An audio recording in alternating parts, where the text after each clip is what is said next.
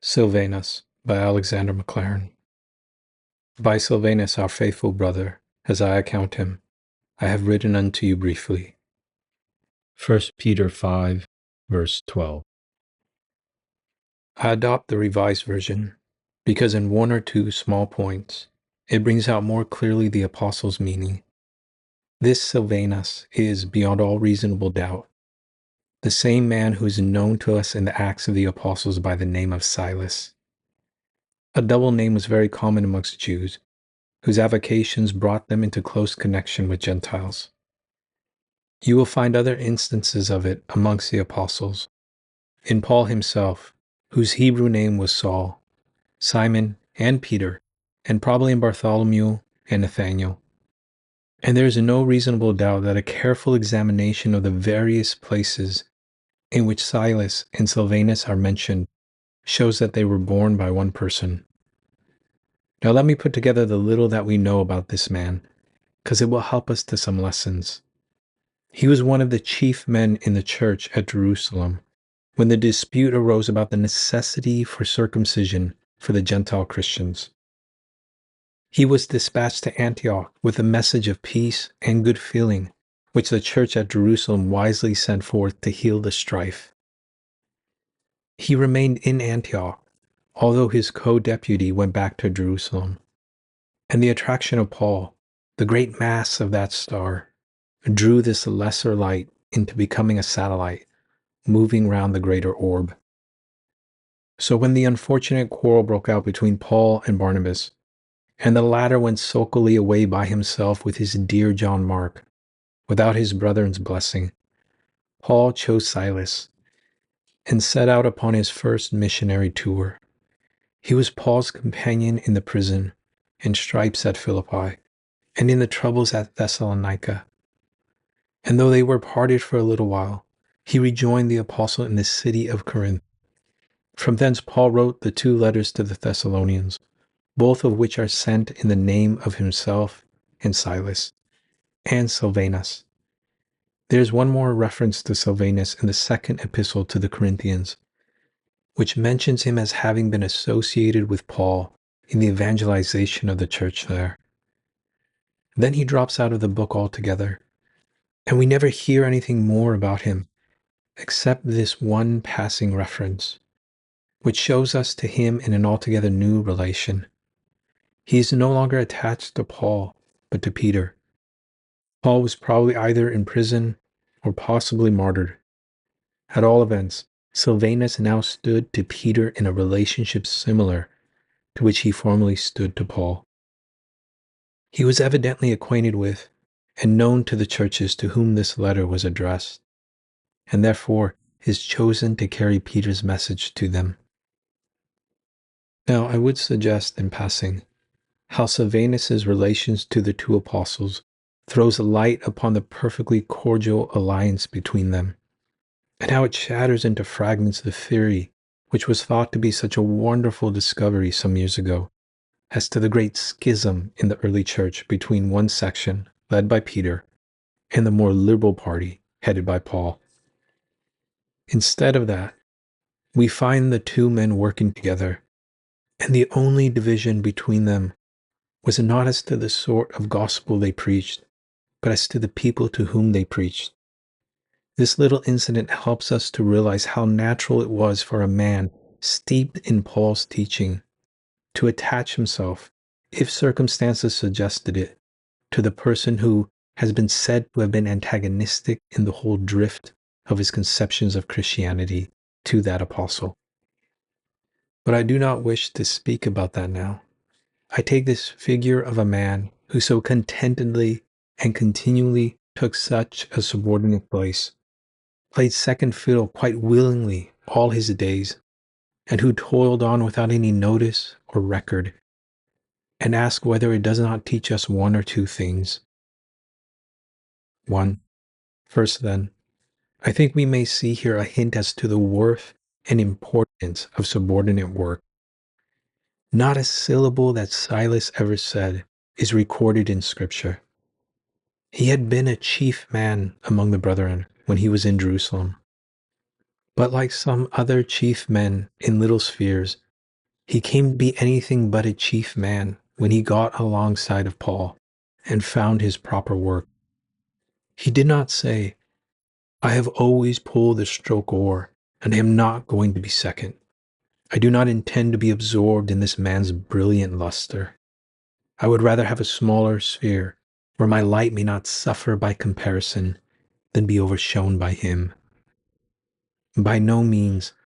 He could not do Paul's work, but he could endure stripes along with him in the prison at Philippi, and he took them. He could not write as Peter could. It was not his work to do that, but he could carry one of Peter's letters. And so, by Silvanus, a faithful brother, I have written to you. Perhaps Silvanus was amanuensis as well as letter carrier, for I dare say Peter was no great hand with a pen. He was better accustomed to haul nets.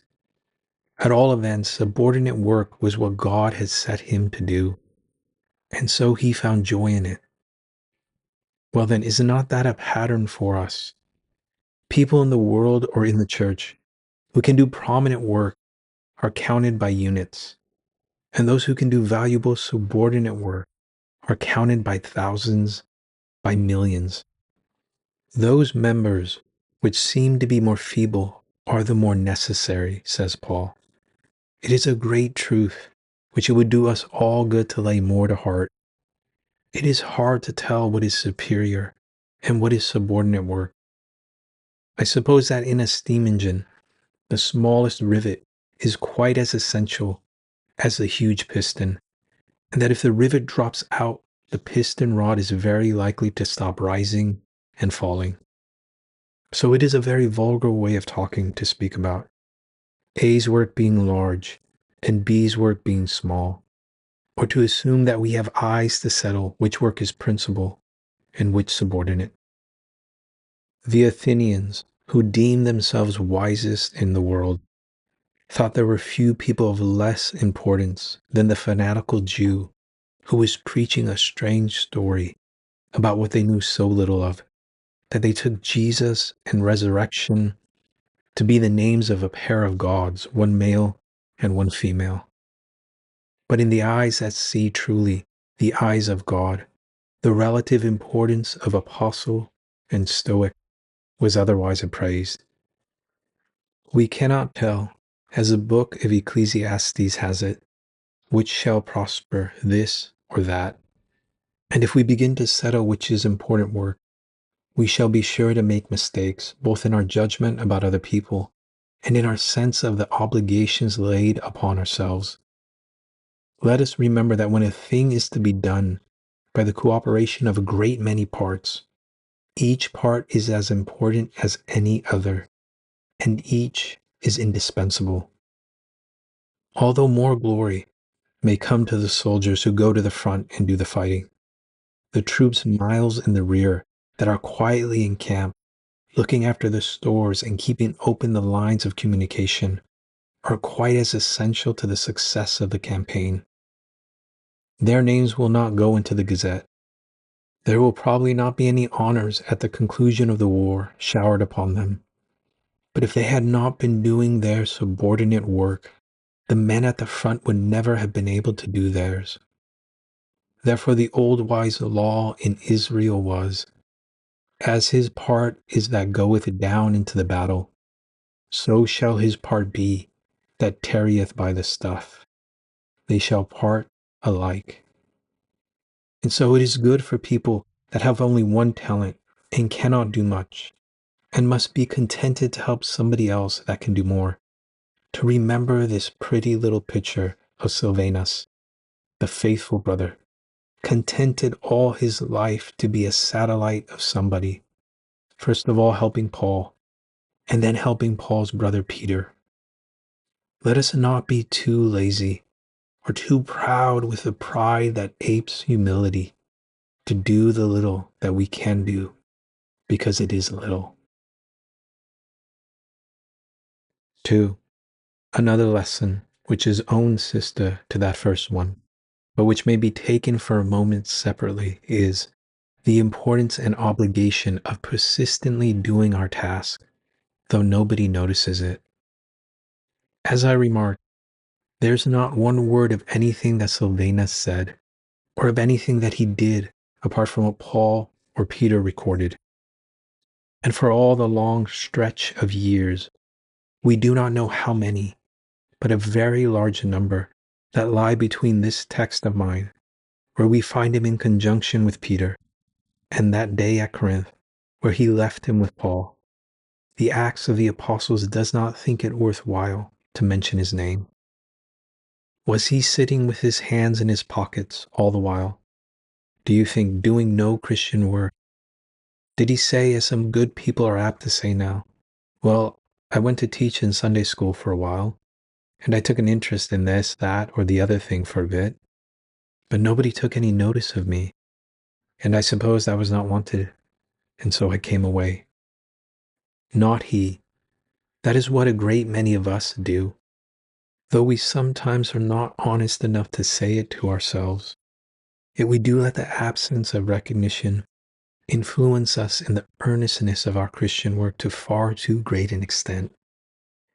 And I dare say there are good friends in this audience who, if they would be quite honest with themselves, would take the hint, and if I may use such a word, the rebuke to themselves. Dear brethren, all the work that any of us do has to become unnoticed after a little while. It will not last. Nobody will know about you or me 30 years after we are dead.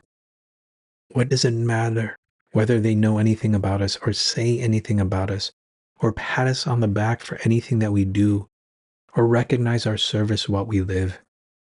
Surely if we are Christian men and women, we have a better reason for working than that. I will never forget any of their works. That ought to be enough for us, ought it not? Whoever forgets, he remembers. And if he remembers, he will not remain in our debt for anything that we have done. So let us keep on, noticed or unnoticed. It matters very little which it is. There's a fill up, no doubt, and we should not be men and women if we did not fill it in the recognition of what we have tried to do.